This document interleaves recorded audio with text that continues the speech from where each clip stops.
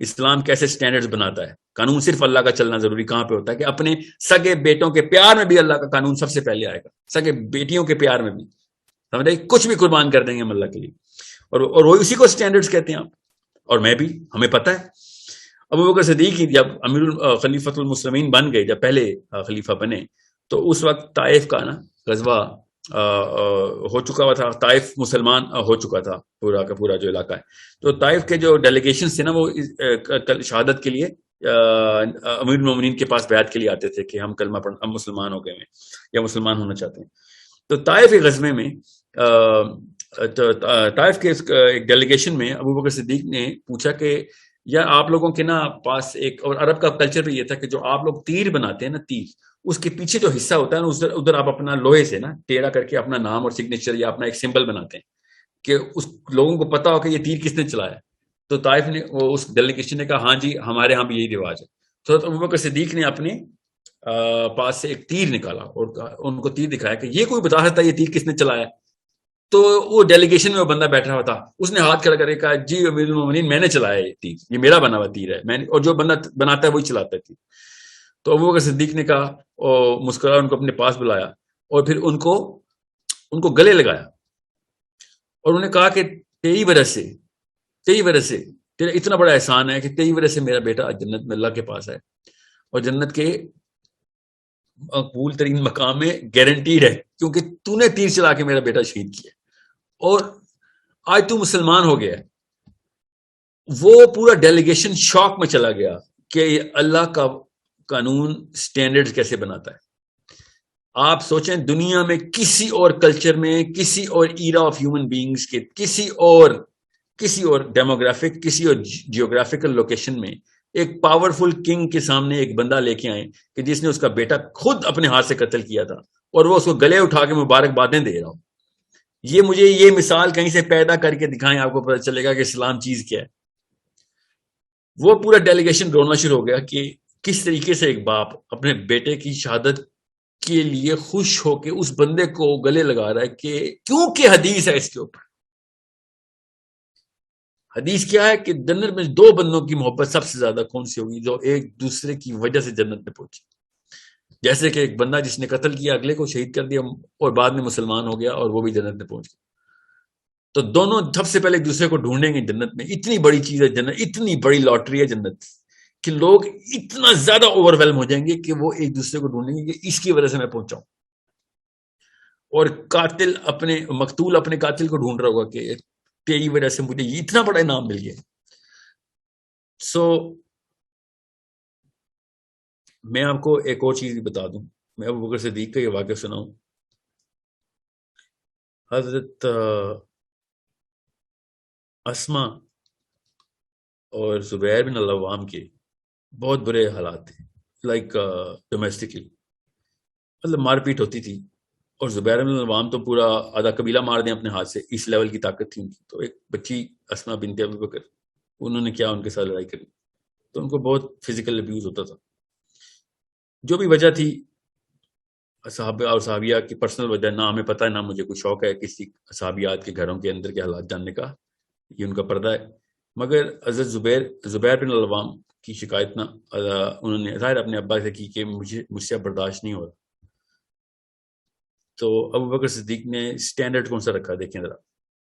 انہوں نے کہا کہ تمہیں اللہ نے اجازت دی بھی ہے کہ الگ ہو جاؤ, تو میں تو اللہ کی اجازت کے آگے نہیں آنے والا. شی سیڈ تو آپ کا اپنا مشورہ کیا ہے. شی سیڈ کے بعد سن بیٹا, آپ دیکھیں گے اپنا بیٹا شہید کروا چکے ہیں, اس کی مبارکبادیں دیتے ہیں اس کے قاتلوں کو, اس بندے سے اور کیا ایکسپیکٹ کرتے تھے آپ. شی سیڈ کہ بیٹے بات سن لو دھیان سے, آپ کا اللہ کا سٹینڈرڈ قانون کیا ہے کہ عورت کو جو آخری شوہر ہوتا ہے نا, وہ جنت میں سب سے پہلے آپشن ملے گی اس کو. سو یہ بندہ ہے تو اشرا مبشرہ, اس میں تو کوئی شک ہی نہیں ہے کہ جنتی ہے, اس پہ تو نبی علیہ السلام کی سٹیمپ ہے. تو اس سے بہتر کیا آپشن مل سکتی ہے کہ تو دنیا میں جتنا مرضی تیرے پہ اس وقت ہو رہا ہے, مسئلہ چل رہا ہے, اور آخرت کے لیے تو یہ مسئلہ جو ہے نا کر لیا, ادھر تیری صرف اور صرف گارنٹی ہے, کیونکہ تیرا نام اشرا مبشرہ میں نہیں, اس کا ہے.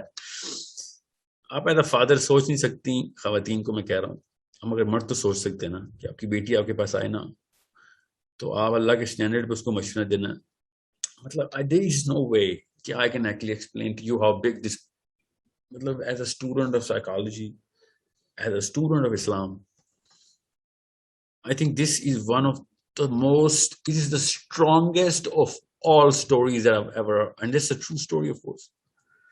میں جب اسما بنت ابی بکر اور ابو بکر صدیق کے ڈالاؤ کو اس تناظر میں دیکھتا ہوں نا, اور چھوٹا سا عبداللہ بن زبیر, تو پھر مجھے پتہ چلتا ہے کہ اسٹینڈرڈ جب ایک بندی کو دیے جاتے ہیں نا اللہ کی, تو پھر وہ واقعی میں وہ بات کرتی ہے کہ جو انہوں نے عبداللہ بن زبیر سے کی تھی, کہ جو آخری صحابی لڑائی کے لیے گئے تھے نا حجاج بن یوسف سے, یہی لڑکی بوڑھی ہو کے اپنے بیٹے کو کیا کہہ رہی ہے, اندھی ہو چکی تھی اور بیٹے کو بھیج رہی تھی لڑائی کے اوپر, کعبے کو بچانے کے لیے. حجاج بن یوسف سے لڑائی تھی عبداللہ بن زبیر کی, اور عبداللہ بن زبیر کو انہوں نے گلے لگایا اور دیکھا کہ, اور کہا کہ یہ تو نے زرہ پہنی ہوئی ہے.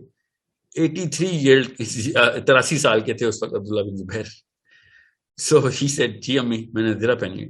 تجھے کیا موت سے ڈر لگنا شروع ہو گیا کہ تو نے زرہ پہننا شروع کر دی اس عمر میں؟ زرہ اتار, یہ میں نے کیا بچہ پالا ہے کہ جو اس عمر میں زرہ پہن کے اپنی زندگی بچانے کی, تو کیا بچائے گا کعبے کو, تو اپنے آپ کو بچانے کا ڈر ہے. سو understand the strengths the standards have. یہ ایک ہی فیملی کے باپ بیٹی ابو بکر صدیق اور اسما بنت ابی بکر. It's a monumental example to all women. کہ دیکھنا کیسے ہے, میں نے اپنے آپ کو اس نقشے پہ رکھنا کہاں پہ ہے, اور اپنے ڈومیسٹک جو میپ ہے اس کو میں نے شیپ کیسے دینی. اس کے لیے بندہ شوہر قربان, اللہ کے لیے تو 1000 شوہر 1000 بیویاں قربان. کون ایسا بندہ ہے کہ جو, میں آپ کو ایک چیز بتاؤں بس اس کے بارے میں کوشچن آنسر لیتے ہیں. میں ایک ایسی محفل میں بیٹھا ہوا تھا پشاور میں, ایکچولی وہاں پہ اللہ والے کچھ بیٹھے ہوئے تھے, تو بات چل رہی کہ نبی علیہ السلام کو خواب میں زیارت ہوئی ہے کسی کو. تو وہ 3 بندے تھے 8 میں سے 3 کو زیارت ہوئی بھی تھی. تو اور ایک نہیں, ایک کو تو 10-11 دفعہ زیارت ہوئی بھی تھی. الحمدللہ وہ میرے بڑے قریبی احباب میں سے ہیں آپ. اینڈ آئی سیڈ کہ آپ مجھے یہ بات بتائیں کہ جب نبی علیہ السلام پہ پہلی نظر پڑتی ہے تو مطلب کیا فیلنگ آتی ہے, how do you describe this, کیا what is the first impression like.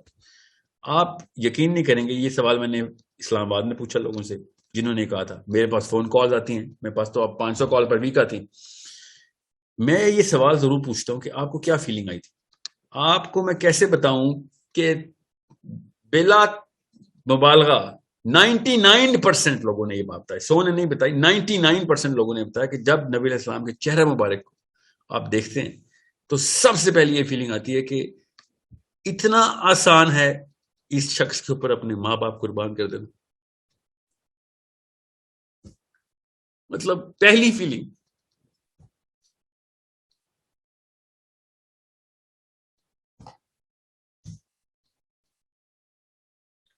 ہمیں اپنے بچے جو ہے نا اپنے نبی سے بھی زیادہ عزیز ہو گئے, یہ ڈر ہے مجھے.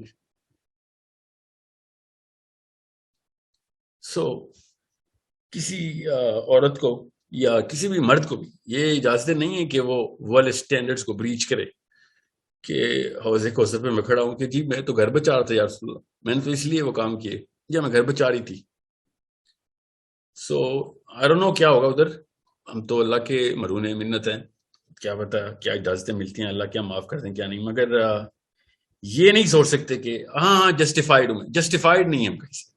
تو شکر کریں کہ اللہ جسٹیفیکیشن کی محتاج نہیں. میرا رب جو ہے وہ دوزخیوں کو بھی اٹھا کے جنت میں پھینکنے والا رب ہے, شاید اس لیے بچت ہو جائے. مگر آن پیپر سوری یہ نہیں ہو سکتا کہ میں کہوں کہ ہاں یہ ٹھیک ہے. سوری ٹھیک نہیں ہے.